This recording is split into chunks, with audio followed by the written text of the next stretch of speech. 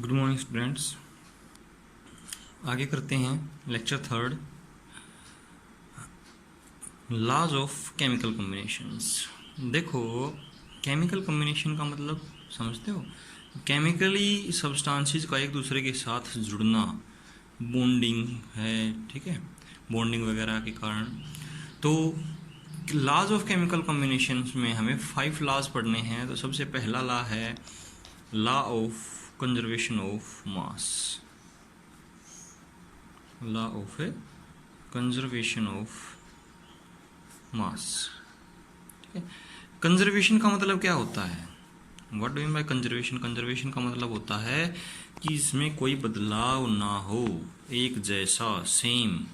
ठीक है, तो law of conservation of mass का मतलब है कि हम एक छोटी सी डेफिनेशन दे सकते हैं, मास can neither be created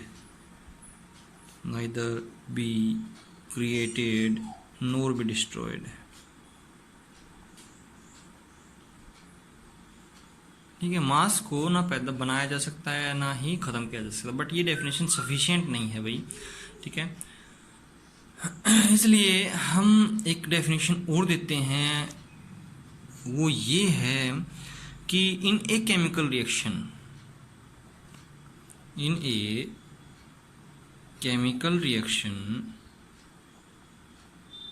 total mass of reactants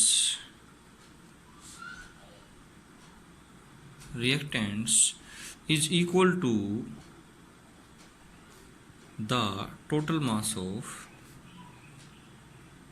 product. मतलब कि एक रिएक्शन के अंदर रिएक्टेंट का मास और प्रोडक्ट का मास बराबर होते हैं। रिएक्टेंट का मतलब है एक रिएक्शन के अंदर जो लेफ्ट साइड वाले होते हैं, ये वाले, दीज आर रिएक्टेंट्स। ठीक है, और ये जिसमें कन्वर्ट हो गए वो होता है प्रोडक्ट। ठीक है, तो ए और बी का मास जो है वो बराबर रहेगा। ठीक है, ए और बी का जो मास है वो हमेशा बराबर रहेगा सी डी के मास, टोटल मास के। ठीक है, this is known as law of conservation of a mass. अब यहाँ पे एक बात और भी आती है भाई, ये है कि मास को यहाँ पे हमने कहना था, mass can neither be created nor be destroyed, but mass and energy are interconvertible. ठीक है, एनर्जी आर इंटरकन्वर्टेबल। ठीक है, इंटर एक दूसरे में चेंज हो सकते हैं। जैसे अगर हम जैसे लकड़ी को जलाते हैं, लकड़ी में कितना वजन है, मान लो 100 किलो लकड़ी को जला दिया, क्या होगा? 2 किलो राख बनेगी मुश्किल से 100 किलो लकड़ी की। ठीक है, 2 किलो बनेगी भी नहीं। ठीक है, अगर अच्छी तरीके से जलेगी तो लकड़ी। ठीक है, तो इसका मतलब क्या हुआ कि वो मास था वो कहाँ चला गया? हमें बहुत सारी जलाने पर हमें बहुत सारी हीट एनर्जी प्राप्त हुई, तो जो मास था वो किस में कन्वर्ट हो गया? एनर्जी के अंदर कन्वर्ट हो गया। ठीक है, एनर्जी से मास में मास का कन्वर्जन का अगर एग्जाम्पल देखें तो ऐसे डेली लाइफ में तो हम इसका कोई एग्जाम्पल नहीं ले सकते, लेकिन जो स्पेस में जो कॉस्मिक रेज आती हैं, ठीक है, उन कॉस्मिक रेज के कारण मास है वो बढ़ता है सब्सटेंसेस का। ठीक है, या फिर साइक्लोट्रॉन ले लें, साइक्लोट्रॉन जिसमें 12th में फिजिक्स में आएगा। साइक्लोट्रॉन में जब इलेक्ट्रॉन घूमता है एक हाई स्पीड के साथ है, तो साइक्लोट्रॉन का मास है वो इंक्रीज हो जाता है। ठीक है, क्यों होता है? क्योंकि जो एनर्जी थी, जो काइनेटिक एनर्जी थी इलेक्ट्रॉन की, उसके कारण जो मास है वो इंक्रीज हो जाएगा। ठीक है, तो this is the first law कि मास can change into energy and energy can change into mass, but the sum of mass and energy is always be constant। यहाँ पे एक डेफिनेशन और मैं लिख देता हूँ, the sum of mass and energy in a chemical reaction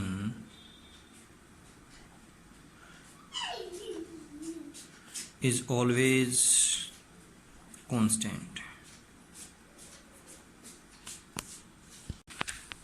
देखो भाई, नेक्स्ट है, सेकंड है लॉ ऑफ कांस्टेंट कंपोजिशन और डेफिनेट प्रोपोर्शन। क्या कहता है ये ला कि कोई भी एलिमेंट है, ठीक है, जैसे कि CO2 है, CO2 है हमेशा सेम एलिमेंट से मिलके बनेगा, सेम एलिमेंट मतलब कार्बन और ऑक्सीजन से मिलके बनेगा, ठीक है। और मतलब कि कार्बन डाइऑक्साइड हमेशा कार्बन और ऑक्सीजन से मिलके ही बनेगा, और सेम मास का रेशियो कार्बन और ऑक्सीजन का वो भी सेम रहेगा, ठीक है। कार्बन डाइऑक्साइड में कार्बन और ऑक्सीजन का जो रेशियो रहेगा मास का वो हमेशा सेम रहेगा। जैसे कार्बन का, यहाँ पे कार्बन का मास कितना हो गया, अगर 1 मोल वैल्यू लें तो 12 ग्राम कार्बन का एटॉमिक मास, ऑक्सीजन का कितना होता है 16, और 2 ऑक्सीजन है तो 16 दूनी 32, तो इनका रेशियो क्या हो गया, काटोगे 4 3 12 4 8 32, 3:8 का रेशियो हो गया इन दोनों का। तो कार्बन डाइऑक्साइड आप कहीं से भी चेक करो, लैब में बनाओ या हवा से चेक करो या कहीं और से चेक करो, हम जो छोड़ते हैं कार्बन डाइऑक्साइड वो चेक करो, उसमें आपको 1 कार्बन 2 ऑक्सीजन ही मिलेंगे, और उनके मास का रेशियो हमेशा 3:8 का ही रहेगा। तो this law states that in a chemical compound, in a chemical compound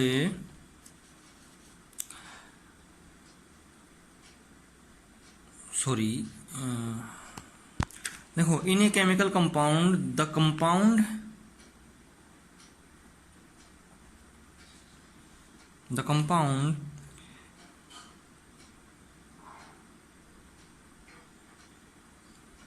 is made up of same elements,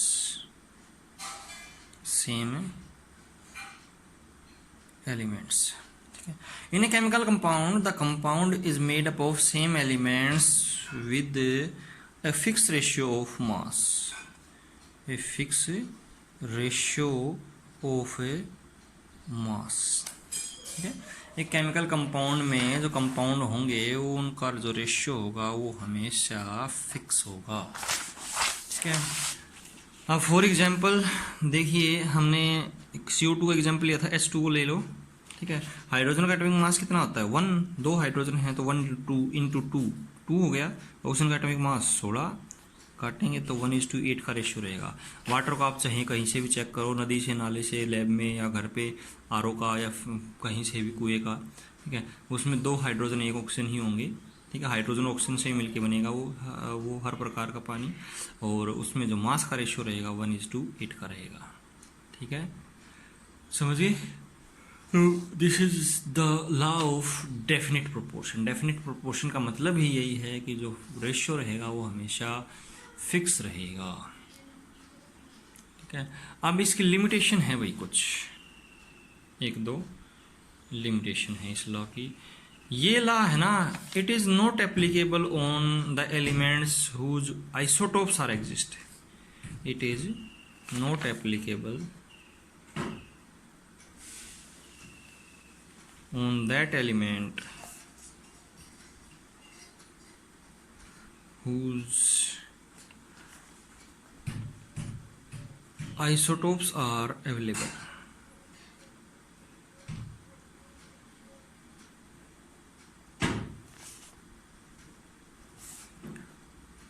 present। जिनके आइसोटोप्स ज़्यादा होंगे उसके केस में इसका जो रेशियो है वो गड़बड़ा जाएगा, ठीक है। फॉर एग्जाम्पल कार्बन मोनोऑक्साइड, एक कार्बन मोनोऑक्साइड में एक तो CO में 12:12:32 का रेशियो रहेगा, एक दूसरे कार्बन मोनोऑक्साइड में 14:32 हो जाएगा, क्योंकि कार्बन के 2 आइसोटोप होते हैं, एक का मास 12 होता है, एक का मास 14 होता है, ठीक है।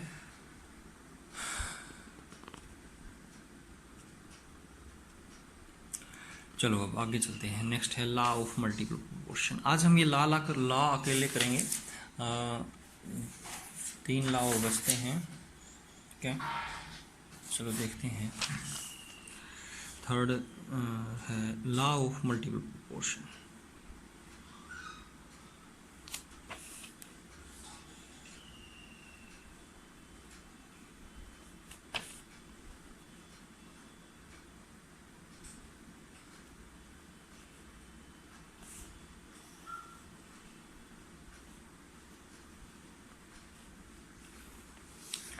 देखिए,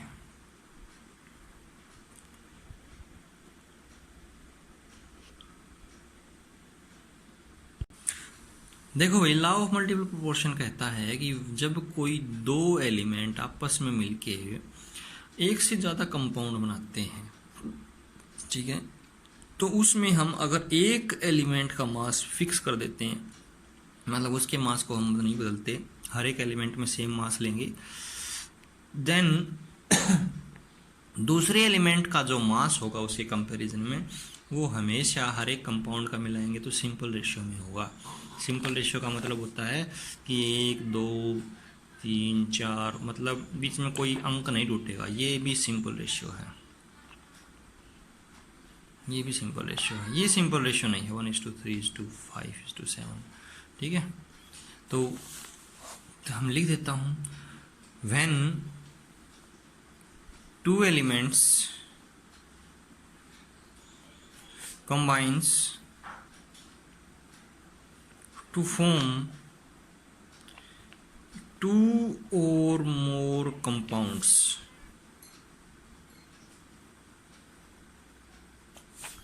then if mass of one element is fixed, of one element is fixed,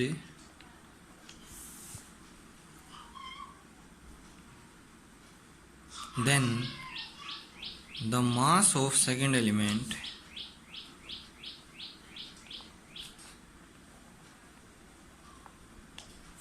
bears a simple ratio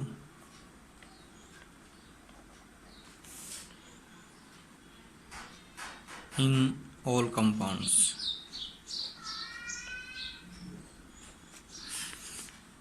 देखो अब एग्जाम्पल में समझ में आएगा।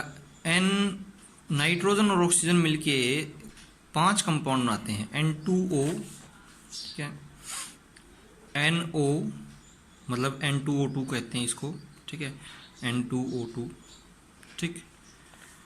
फिर N2O3, N2O4, इसको हम NO2 भी लिख सकते हैं क्योंकि ये रेशियो कट जाएगा ना, यहाँ पे भी एक 2 कट जाएगा, यहाँ पे कटेगा तो NO2 आ जाएगा, और ये रह जाएगा N2O5। ये 5 कंपाउंड बनाता है नाइट्रोजन ऑक्सीजन के साथ मिलके। अब इसमें क्या करेंगे, इनका मास लिखो। देखो यहाँ पे 14, नाइट्रोजन का मास कितना होता है, 14 होता है। 2 नाइट्रोजन है तो 28 हो गया, और ऑक्सीजन का 16। यहाँ पे 14:16, यहाँ पे 28:48, यहाँ पे 14:32, यहाँ पे 28 और 16×5 = 65, ठीक है।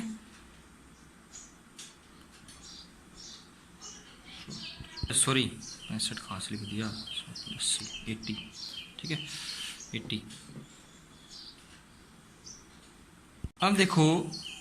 अब देखो हमें नाइट्रोजन का मास सेम करना है। यहाँ पे 14 है, या तो 28 कर दो इन दोनों को भी, या भी इनका भी 14 कर दो। इनका 14 करने पर ये 2 से डिवाइड कर देंगे हम इसको, तो ये 14:8 आ जाएगा। ये 14:16 है ही, ये 14:24, ये 14:32, ये 14:40। अब देखो इसको छोड़ दिया जाए तो ऑक्सीजन के मासेज का हम कंपैरिजन करेंगे। 8:16:24:32:40, तो काटोगे तो 1:2:3:4:5 का रेशियो आ जाएगा, which is a simple ratio.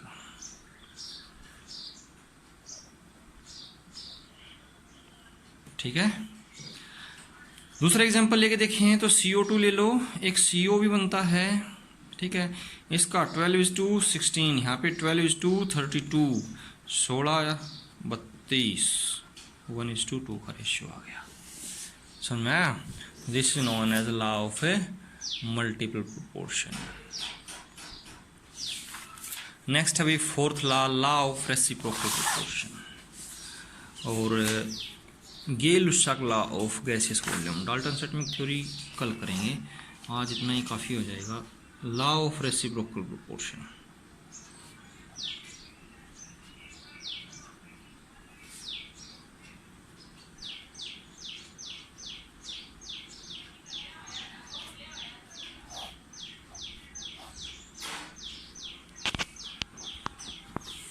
देखिए लॉ ऑफ रेसिप्रोकल प्रोपोर्शन कहता है कि जब कोई दो एलिमेंट किसी तीसरे एलिमेंट के साथ मिलके कंपाउंड बनाते हैं, अलग अलग कंपाउंड बनाते हैं, ठीक है, तो उसमें अगर तीसरे एलिमेंट का मास फिक्स कर दिया जाए तो उनके मासेज का जो दोनों एलिमेंट थे उनके मासेज का रेशियो उनके डायरेक्ट कॉम्बिनेशन के दौरान जो रेशियो आएगा उसके बराबर होगा। ठीक है, नहीं समझे कि हमने मान लो ए और बी दो सब्सटेंस बना दिए, ये सी सब्सटेंस के साथ रिएक्ट करते हैं, तो यहाँ पे ए और सी, यहाँ पे बी और सी, इसमें से सी का मास फिक्स कर दें तो ये जो रेशियो आएगा यहाँ पे A/B का, ये इनके डायरेक्ट रेशियो के बराबर आएगा या फिर एक सिंपल रेशियो में आएगा। ठीक है, थोड़ा सा लिखने में लंबा चौड़ा पड़ेगा तो मैं लिख देता हूं, the ratio of masses of two elements, the ratio of masses of two elements A and B which combines with the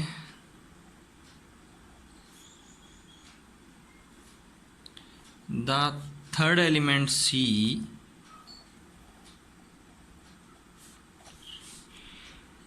and the mass of C is fixed, then the ratio of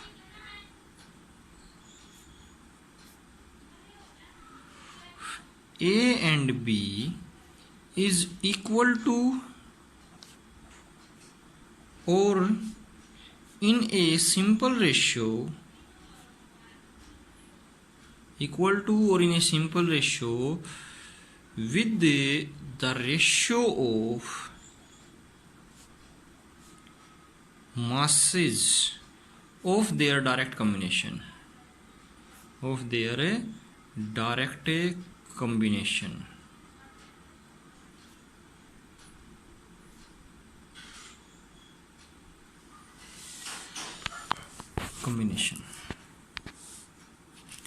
देखिए अब example लेके समझाता हूँ तब जाके समझ में आएगा ढंग से। कार्बन हमने लेट टू कंपाउंड हमने ले लिए, टू एलिमेंट्स ले लिए हमने C एंड O, ठीक है, और थर्ड एलिमेंट हो गया कौन सा, H ले लिया, हाइड्रोजन। तो कार्बन और ऑक्सीजन डायरेक्टली क्या बनाते हैं, CO2। इनके मासेस का रेशियो क्या रह गया, 12 और 32, ऐसे लिख लो इसको। जब कार्बन हाइड्रोजन के साथ रिएक्ट करेगा तो क्या बनाएगा, CH4 बनाएगा। यहाँ पे जब ऑक्सीजन वाटर हाइड्रोजन के साथ रिएक्ट करेगा तो क्या बनाएगा, H2O। तो हमें क्या करना है, हाइड्रोजन को फिक्स करना। अब इसका मास कितना है, 12:4 का रेशियो आ गया यहाँ पे। यहाँ पे कितना है, 2:16 का रेशियो है। तो इसको क्या करेंगे, इसको कुछ नहीं करना, इसको क्या करेंगे, इसको एज इट इज रहने दो। इसको यहाँ पे हाइड्रोजन 4 है, 4 ग्राम है ना हाइड्रोजन, यहाँ पे मास 4 है, तो यहाँ पे कितना कर देंगे, यहाँ पे भी 4 करेंगे। तो 4 करेंगे तो इस पूरी इक्वेशन को 2 से मल्टीप्लाई कर देंगे तो ये हो जाएगा हमारे पास 4:32। अब देखो हाइड्रोजन का मास तो खत्म करो और यहाँ पे मास कितना रह गया, इन दोनों एलिमेंट्स में कार्बन और ऑक्सीजन का मास कितना रह गया, 12:32 का। इनका डायरेक्ट रेशियो कितना था, 12:32 का, विच इज सेम। ठीक है, इसको हम ऐसे भी लिख सकते हैं, 12/32 इज इक्वल टू 12/32। समझ में आया। ठीक है, एक दो एग्जाम्पल और हैं, ये करके देख लेना, कोई प्रॉब्लम आए तो मुझसे पूछ लेना। लास्ट है भाई गेल-लुसाक लॉ ऑफ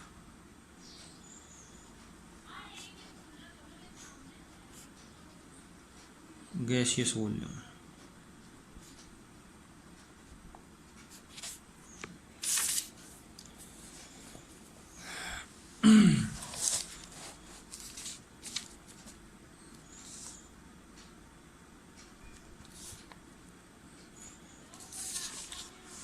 देखो क्या है कि गेल-लुसाक लॉ ऑफ गैसियस वॉल्यूम क्या कहता है कि अगर कोई गैसेज हैं, ठीक है, जब वो एक दूसरे के साथ रिएक्ट करती हैं एक सिंपल रेशियो में, ठीक है, तब उनके जो प्रोडक्ट होगा वो भी सिंपल रेशियो में ही रहेगा।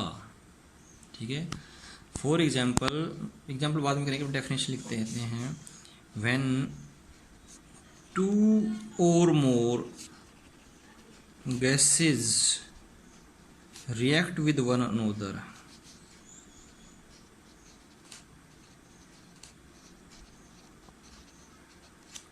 when two or more gases react with one another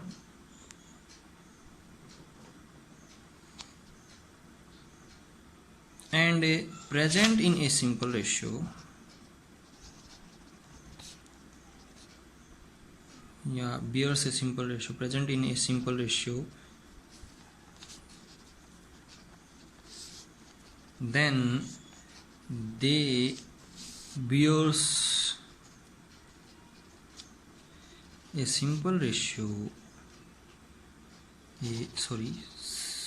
simple ratio with a product। For example H2 gas है, प्लस में Cl2 है, क्या बनाएंगे 2HCl बनाएंगे। देखो यहाँ पे कितने मॉलिक्यूल हैं इसके, एक, यहाँ पे कुछ नहीं लिख रखा इसके आगे, तो एक हो गया ना, यहाँ पे 1 वॉल्यूम, यहाँ पे भी इसके आगे भी कुछ नहीं है तो 1 हो गया, तो ये भी 1 वॉल्यूम, ये कितना है 2 वॉल्यूम, मतलब ये 1 मोल, ये 1 मोल, ये 2 मोल, तो ये क्या हो गया, इनका रेशियो लोगे तो 1:1:2 का, ये सिंपल रेशियो हो गया। ठीक है, ऐसे ही अगर एक एग्जाम्पल अगर हम और ले लें कि H2 है, 2 मोलिक्यूल्स H2 के प्लस 1 मोलिक्यूल वाटर का, ये ऑक्सीजन का, 2 मोलिक्यूल वाटर के बन गए, तो 2:1:2 का रेशियो, ये 2, यहाँ पे 1, ये 2:1:2 का रेशियो आ गया, which is a simple ratio. ठीक है समझ गए।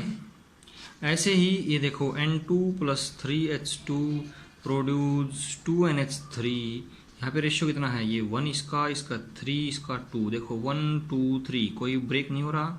ठीक है, यहाँ पे 1 2 2 कोई ब्रेकेज नहीं हो रही, तो ये सिंपल रेशियो है। ठीक है, this is known as Gay Lussac gases volume. ये